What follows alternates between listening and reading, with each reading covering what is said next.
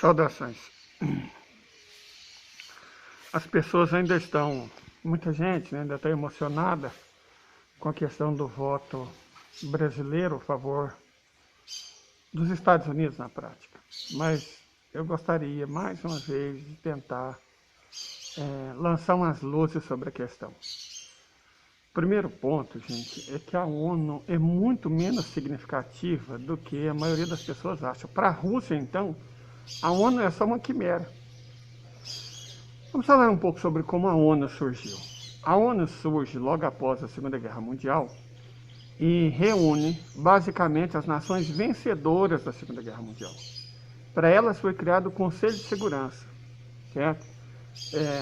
Estados Unidos, União Soviética, os dois principais vencedores, e os outros 3 países que ajudaram eles a vencer, a saber, a França, o Reino Unido e a China. Ok? Então esses 5 países foram colocados no Conselho de Segurança com direito a veto. Então, originalmente, a ONU era o quê? Um clube dos vencedores da Segunda Guerra Mundial para redesenhar as fronteiras do mundo.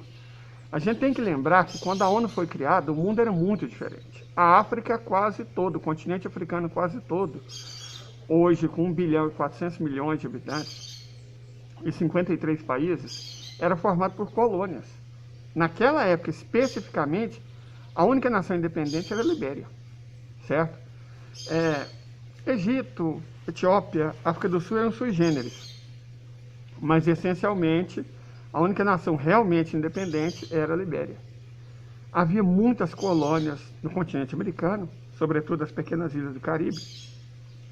A Ásia também era repleta de colônias, certo?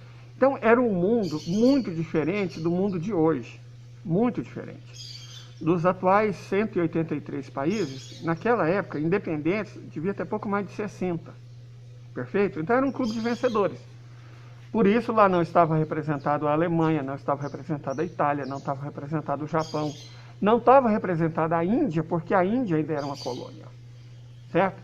Então a ONU não representa o mundo atual, não representa o mundo contemporâneo, mas não representa mesmo. A ONU foi feita para que Estados Unidos e União Soviética conseguissem resolver suas diferenças antes de uma guerra nuclear, certo? Antes de uma guerra total entre ambas as superpotências. Ok, quando a União Soviética acabou, os Estados Unidos passaram a tratar a ONU como o puxadinho do Departamento de Estado. Isso explica porque quando os Estados Unidos, sem o aval da ONU, invadiram o Iraque. O que deu? Nada, não deu em nada. Os Estados Unidos fizeram o que quiseram. Naquele instante, a ONU perdeu relevância. Certo? É importante entender isso. Naquele exato momento, a ONU perde relevância. Ela perdeu o significado. A Rússia entendeu para que servia a ONU. No entanto, parece que só a Rússia, né? Muita gente parece não ter compreendido isso. Que a ONU não tem, meu Deus, votou contra a Rússia. E aí, o que vai acontecer? Os países vão chorar? É isso que vai acontecer? Eles vão chorar? Não vai acontecer nada, não vai acontecer absolutamente nada. Não vai mudar nada para a Rússia, nem para os Estados Unidos. É uma tentativa de ganhar apoio. Gente, deixa eu falar para vocês esse negócio de ganhar apoio. Na outra guerra do Iraque, na segunda, que aconteceu após o quê? Um grupo de sauditas, liderados por um saudita, patrocinado por dinheiro saudita, né, dentro de uma organização saudita chamada Al-Qaeda, promoveu um grande ataque aos Estados Unidos, né, nas Torres Gêmeas. E aí, os Estados Unidos concluíram que, se o líder era o saudita, de uma organização saudita, com dinheiro saudita, treinado por sauditas, e os principais executores eram sauditas, a culpa, evidentemente, era dos iraquianos, ou dos afegãos. Então eles resolveram invadir o Afeganistão. Invadiram também o Iraque, né? Aí, basicamente o Iraque, né? O argumento foi, vamos usar o artigo 5º. Os países da OTAN têm que se responder quando um país membro da OTAN é atacado. Todos os países europeus vamos apoiar os Estados Unidos na sua guerra contra o terror. Mas quantos efetivamente mandaram tropas? Pouquíssimos. A maioria só deu apoio formal, falando, parabéns, Estados Unidos, estamos aí com vocês, tá?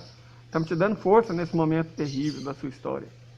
Quer dizer, a Inglaterra, claro, que era interessada desde o início. Nova Zelândia, Austrália, os cachorrinhos fradiqueiros de sempre. Perfeito? E isso, gente. A França apoiou, mas o que ela fez? Não mandou nem palito de fósforo. A maioria dos países não mandou nem caixa de fósforo para os Estados Unidos. Apoio verbal são só palavras. Não significa apoio de verdade. Só palavra. Perfeito? Um instrumento para validar uma narrativa. Vou perguntar para vocês, o apoio dos países da OTAN impediu os Estados Unidos de serem derrotados? No Afeganistão? Impediu os países de serem derrotados? Impediu os Estados Unidos, perdão, de serem derrotados no Iraque? Não. Tomaram a tunga no Iraque. E do Afeganistão tiveram que sair vazados, igual saíram do Vietnã. Igualzinho saíram do Vietnã. Com apoio de ONU, com apoio de países da OTAN e tudo, perderam miseravelmente. É isso que significa apoio. Eu vou lembrar mais uma vez, com muito amor e muito carinho. Nós ainda temos democracia porque o Biden apoiou o Lula. Ah, mas esse é um absurdo, ele tinha seus próprios interesses. Sim, eu sei que ele tinha.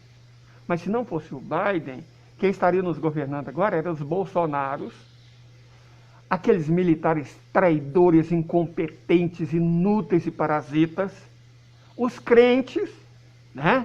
Pastorada crente, e o agronegócio, com as instituições e com tudo, com a imprensa validando. É isso que teria acontecido. Goste-se ou não, eu não concordo com você, filho, azar. Azar se você não concorda comigo. Mas foi somente graças ao Biden chamar os militares brasileiros na reta e assumir um compromisso firme de que não haveria golpe de Estado no Brasil, que nós ainda temos democracia.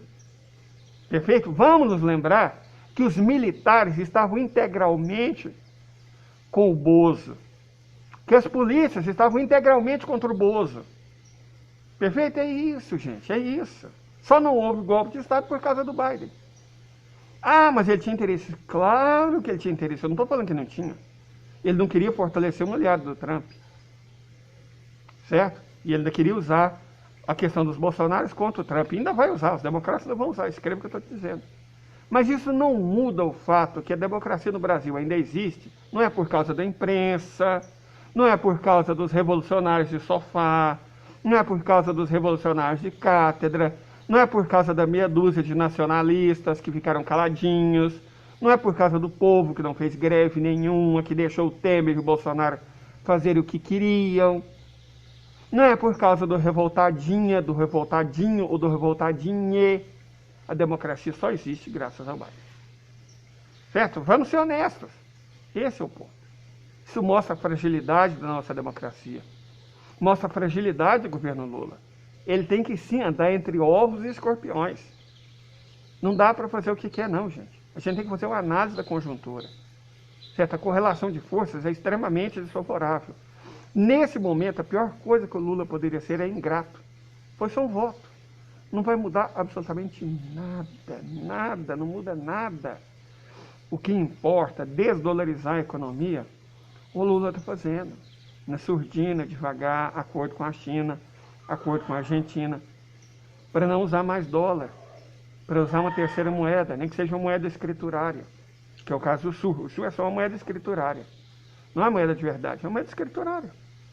Para que dois países façam negócio entre si nas próprias moedas e no final, quem comprou mais paga a diferença. Simples, uma moeda escriturária. Que a mídia deturpa. Certo? Nós temos que lembrar também que a mídia está contra nós. Aí as pessoas se emocionam. Ai, o Lula traiu os BRICS. O Lula está se entregando aos Estados Unidos. O Lula se vendeu. Gente, sério, para. Não emociona, não. É provável que você seja branco ou branca, né? Não emociona, não. Faz isso, não. Ok? Faz isso, não. Perfeito? Você é jovem. Não emociona. Veja as coisas pelo que elas de fato são. Às vezes, como disse o grande Freud, charuto é só um charuto. É o que está acontecendo, é só um charuto. O que importa está sendo mantido. Vocês querem saber o que realmente vai fazer diferença? O que acontecer na Moldávia. Nós já falamos sobre isso. Os moldavos, ou seja, os romenos e a OTAN, junto com a Ucrânia, parece que estão preparando um ataque na Transnistria. E isso sim pode dar problema. Isso sim pode dar um problema muito grande. Porque vamos supor que a Moldávia, ou seja, a OTAN e a Ucrânia, resolvam invadir a Transnistria, onde moram 500 mil de pessoas, russófonas. Se eles invadirem a Transnistria, a federação vai ser obrigada a agir. E nenhuma das opções de ação é necessariamente boa ou fácil. Podem invadir Odessa, mas Odessa ainda está protegida. Certo? Existem mísseis, existem baterias antinavais, antiaéreas, podem invadir por Odessa, mas um desembarque, tipo desembarque da Normandia em Odessa, não é uma coisa que você faz do dia para a noite. Eles podem fazer uma operação aerotransportada, muito arriscado, mas podem. Ou, o que eu acho mais provável, se eles tocarem 1 centímetro quadrado do território da Transnistria, a Rússia, junto com a Bielorrússia, pode simplesmente invadir o norte do país e tomar Kiev. Pode acontecer. Eu acredito, honestamente, que é a opção menos danosa. Todas as opções são ruins. Essa é uma das menos piores. Certo? Ou entra na direção de Odessa, a partir de Kherson, ou simplesmente invade Kiev. Vamos lembrar, gente, que Kiev está muito perto da fronteira bielorrussa e não está tão longe assim da Rússia. Não seria difícil avançar para cima de Kiev. E depois seguir na direção oeste, a partir da Bielorrússia, até a capital de fato da Ucrânia hoje, que é Lvov. E assim você bloqueia as forças da Ucrânia. E também as da OTAN, né? Porque a Ucrânia não tem mais arma, não tem munição, não tem mais nada. Quem está fornecendo tudo é a OTAN. Ai, mas aí a Rússia entraria em guerra contra a gente. A Rússia já está em guerra com a OTAN. Não é possível, que você ainda não percebeu, né? A guerra já é contra a OTAN. Então não mudaria muita coisa. Ah, seria guerra total. Melhor para a Rússia. Se fosse uma guerra total, aí ela poderia usar umas coisinhas que ela ainda não usou até agora. Ah, mas vou fazer uma guerra com armas nucleares táticas. Gente, para com isso. De verdade. Uma arma é uma arma. Um míssil é um míssil. Não precisa ser nuclear. Uma Vanguard tem a mesma potência de uma bomba atômica e é basicamente uma barra de aço, voando a 30 mil km por hora. Certo? Poderia usar a Vanguard, poderia usar a Kinjal, numa escala muito maior do que ele já usou, provocar danos enormes e aí forçar a Ucrânia à rendição. Esse é um caminho. Esse é um caminho. De toda forma, a declaração de guerra, porque foi isso o discurso do Putin. Ele apresentou um casus belli, certo? Fundado no principal ato terrorista da OTAN, que foi a destruição da Nord Stream pelas forças combinadas dos Estados Unidos e da Noruega, e provavelmente também do Reino Unido, porque a narrativa está meio, né, mandrake, não sei o que, foi a Marinha. Não foi só a Marinha, não, por favor. Está isentando a CIA, está isentando o MI6, isentando os britânicos. Então a gente tem certeza que foram os Estados Unidos e a Noruega, mas não tem certeza se foram só eles. De toda forma, é um casus belli. E o Putin, que é formado em direito internacional, declarou isso. Então é isso que pode dar ruim. Certo? É isso que pode dar ruim. Lembrando, ainda temos 83 dias, e só. Foi o prazo que o Putin deu para as forças da OTAN saírem de lá. Esse sim é um problema. O problema não é o Lula. O Lula agiu bem e agiu certo. Tenham um bom dia.